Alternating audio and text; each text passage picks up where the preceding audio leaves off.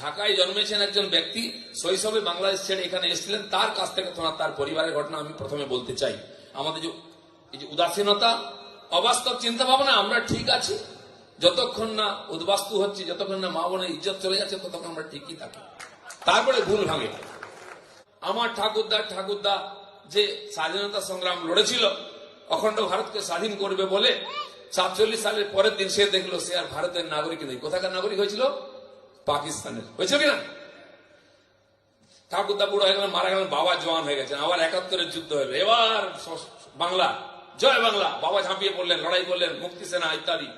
আবার দেশটা স্বাধীন হলো, বাবার নাগরিকত্ব পাল্টে গেল, কি হলেন? বাংলাদেশি। আমরা ভাবছি আর ভালো লাগছে না, আবার তো সেই জিয়া, আবার চলো পালাই, এপার বাংলায় টাকা পয়সা ঘুষ দিয়ে বিবিজেকে এপাশে চলে আইলাম। আমি কি হতে চাইছে? ভারতীয়।